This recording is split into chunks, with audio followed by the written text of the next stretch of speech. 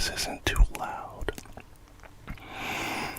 This is a test run. I am testing out recording on my cell phone as opposed to my digital camera. It's an older model camera, and it is somewhat out of date. So my last video, someone commented and said that my production quality has gone up. My production quality, in my opinion, has not gone up. I'm learning a few tricks here or there, but I still have the bugs to work out. Somebody mentioned that I am really dark, and this is true. One of the biggest battles I've had since I've been doing ASMR is not only me being behind in technology, but me finding enough light so that people can see my face and so that I can see my face. Otherwise, it would just be a white hat, a vanilla shirt, and darkness. Well, that aside, I don't think my camera has much space on it for recording an hour-long video, and I'll adjust my lamp right here. But I'm going to try to read to you an ASMR scary reading. So, this story was submitted onto Reddit 2 months ago by Aaronator95. It was submitted to our ouijaboards, and he titled it, "The Spirit Changed Everything." I have not read this, so I don't know what it says. So you're getting my natural initial reactions. Okay, here we go. My 19th birthday was the moment I realized what I knew about the dead had all changed. When I awoke that day, I remember vividly the chickens had gotten out of their coop. When I went to go wrangle them up from the horse's paddock, I found a bouquet of flowers at my door with the card. I still have it. The pencil is a bit faded now, but it said, "Dear Javier, happy birthday. I'll see you tonight for a drink, and I've got a surprise for you. Enjoy your day, Chucky, and spoil yourself silly. Love, James." Inside was a $50 bill. It slipped out of the card and into the house. I puffed in annoyance and climbed down the stairs to under the house. It was the late 1990s, and $50 was a lot back then. Unlike today, where 50 big ones could barely get you a carton of cigarettes. I got dressed and answered all the phone calls from my family and friends. I waited for a call from James, but I knew he was out in Brisbane laying bricks in the CBD and wouldn't have time to call. My mother bought me tickets to Alanis Morissette. What a performance. The ladies at the little secondhand shop I worked at in Mapleton gave me some CDs. And even my customers bought me a new Stephen King book. They knew I love reading in the tub. That afternoon, driving home, I heard an American lady come on the radio. She was talking about how she was a psychic and helped the police loads of times. Her name might have been Sylvia. She sounded like she smoked a pack a day. I shook her stories off. I had been practicing Wicca and never had the types of experience with divination like she had. So it was hard for me to believe. I got home, put dinner on, had a shower, watched my favorite soaps like Home and Away, and waited for my boy to come home. Even though he didn't live with me, the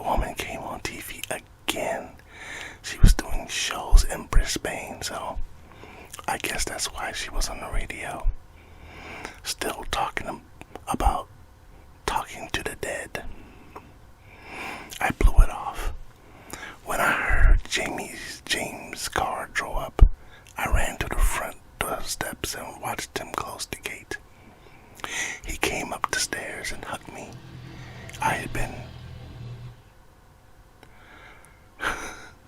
Wow. I had been waiting all day to see his face. The best birthday present ever. You stink. Go have a shower, I laughed. He was holding something wrapped in brown paper. Is that for me? Yes, it is. But you can't open it until after dinner. I pouted. I really wanted to know what it was. I took guesses like chocolate or one of those new, at the time, DVD player things. He would not give. He took forever in that shower, singing aloud. Thank God I didn't have neighbors. After dinner, I acted like I didn't even care what was in the box anymore. I poured him an ice cream soda. Spiders is what we call them. However, a majority of you are American, so I'll put it in words you'll understand. He reached over and picked it up. If you don't want it, we can take it back and I'll buy you that new Wacko Jacko record you want. I smiled eagerly, wanting to open it. The woman at the shop told me to be careful using it, but I told her if anybody can use it and know how to, it's my boy. I just smiled at him, my fingers close to the crease of the paper. He shrugged. Well, go on. Let's rip this thing open, he said. I ripped it. It was triple layered. He watched, lighting a cigarette and smiling. Once I saw the O-U-I, I cocked my brow. Ripping it more, I threw the paper toward the end of the table. It was a Ouija board. A Ouija board? I asked, smiling at the same time. I didn't know how to react. I had never really believed in them. If spirits could move planchettes, we would have to put our hands on it. But I kissed him, thanked him, and opened it up. The thing had instructions. I thought everybody knew how to use them. A bit like that game we used to play in high school in the library. What was it called? Ask the Glass, I said. That's it. But this one is better, apparently. He replied.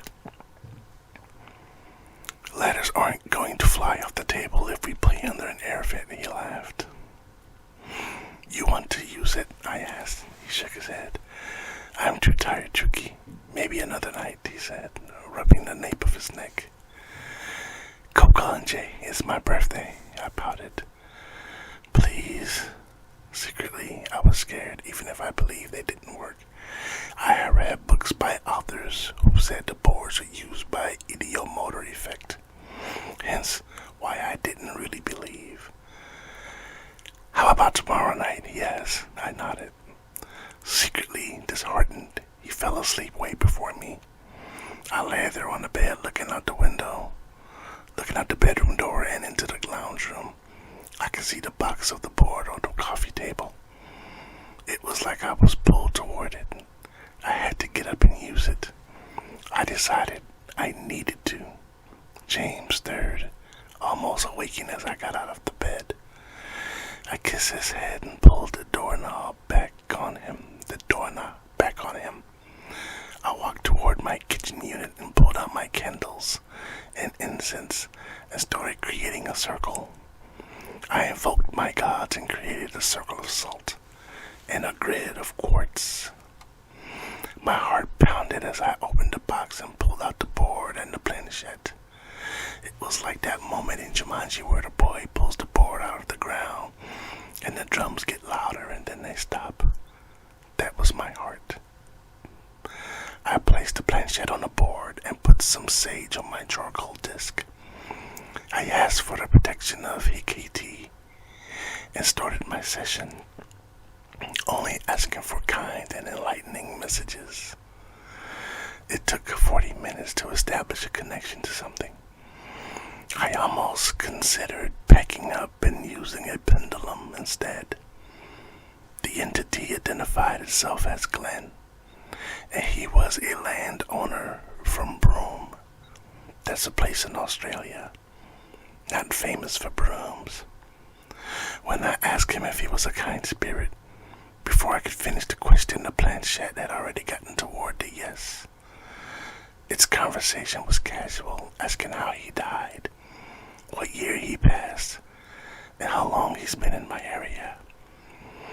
He told me he'd been waiting for me to communicate for a while and that he picked up my energy from meditations I'd done during the espats. I always hold meditation sessions to keep myself balanced and to remove worries from my mind. After an hour, I finished the session and told Glenn that it was time for me to go to bed. He said goodbye, and I closed my circle. Off the bed I went. Just as I put my head on the pillow, James had to be up to go to work. He woke me up. Well, I thought he was asleep. Well, he thought I was asleep. He woke me up. I walked into his car in the dark. Unusual for me to be scared of going out into the dark, but now I was going to be alone in the house with this object that helped me speak to a dead man.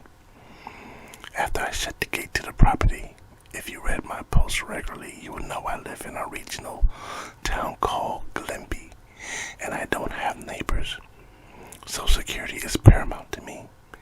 And I went back upstairs to the house. The front door would not budge. I thought I'd locked myself out.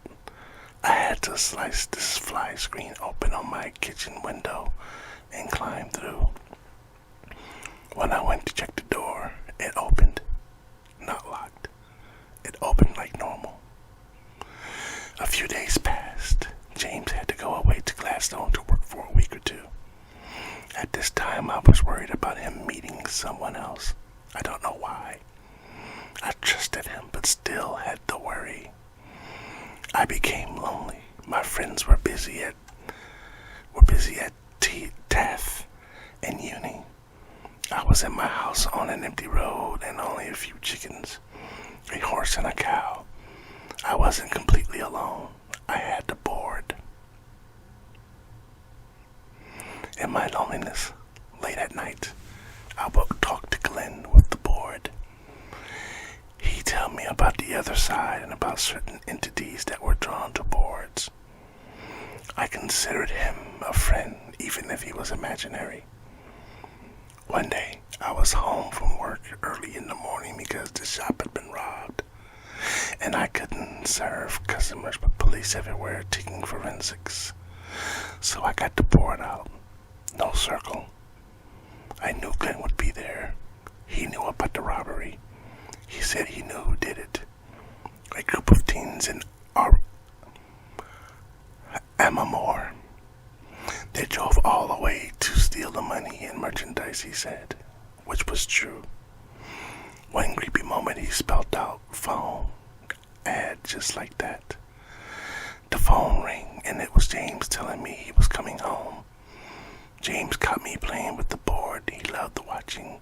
He cracked jokes, but so did Glenn. After a few weeks, Glenn's messages got less clear and more cryptic,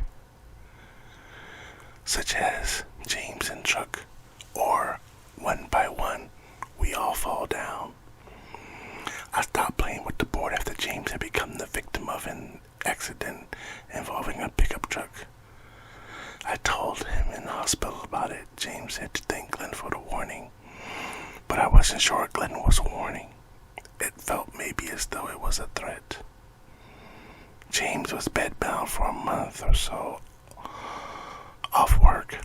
He shattered a few bones in his legs, so he was also restricted to wheelchair and crutches. One day I found James using the board talking to a spirit named Harold. He said he was James' father, long-lost brother from Sydney, which was a lie because James is full-blood Irish. His parents moved when he was 3 to Queensland from I told James to stop playing with the board because it was all he did while he was home. He started becoming aggressive, calling me a cunt, which he has never done before. He would tell me I'm just a good blank, and that's all. That I was just a piece of booty. We started fighting about the smallest things. If I made this coffee too warm, he would throw his cup at me as I walked away. This wasn't him. I knew it. It was Glenn. My friend Sarah saw the cuts and the bruises on my face, and I told her he didn't mean it.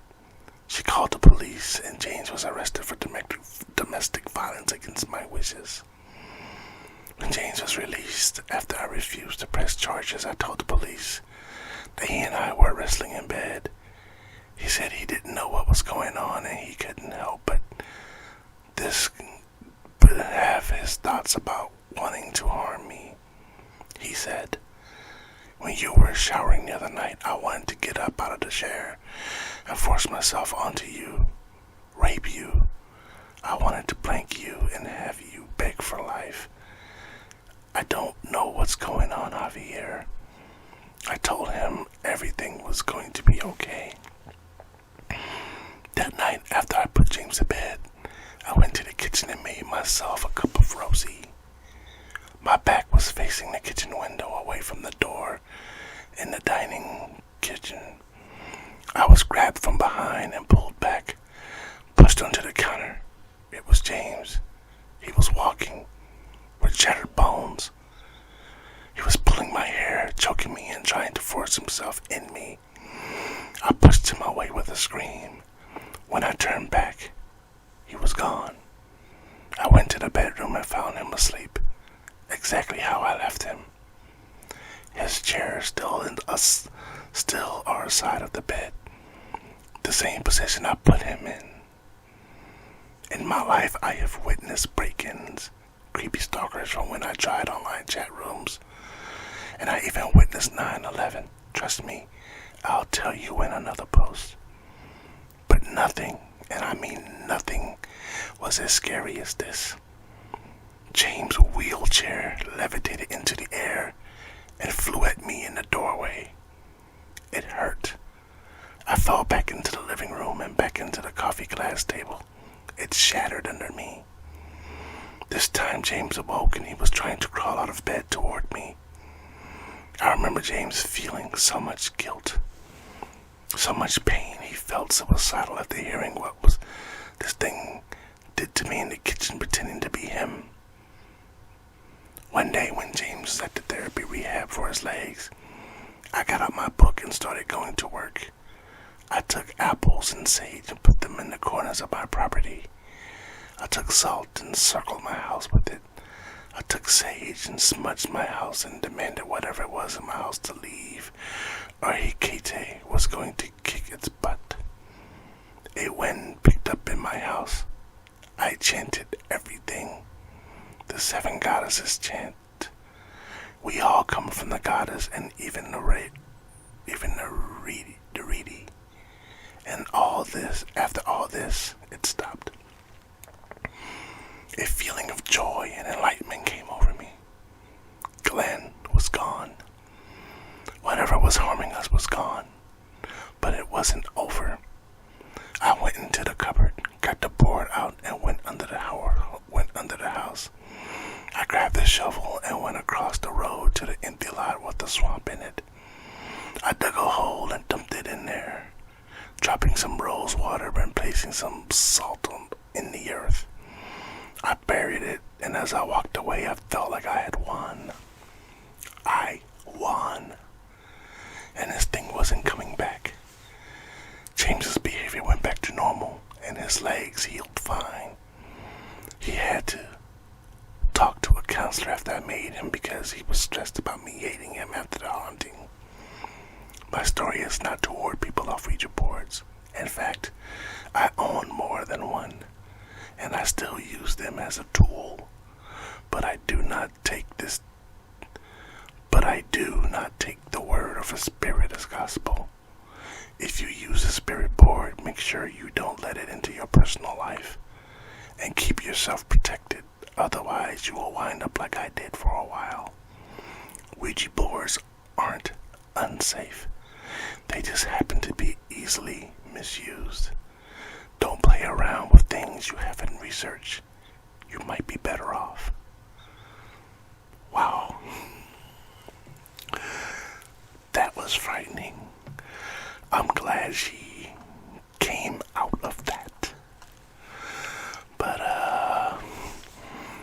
yeah, Ouija boards. I wouldn't play with a Ouija board, period. I'm not seeking knowledge from the dead. I'm not seeking knowledge from anyone on that side. I just rather not play with Ouija boards myself. You do what you want to do. I'm not playing a Ouija board. But anyway, this, like I said, this was a test run. That was just a short, scary Reddit reading. I hope this comes out pretty good. And if it does, I will use my cell phone more than I do my other camera because of the quality, the picture quality and the sharpness, and being able to see my face. Okay.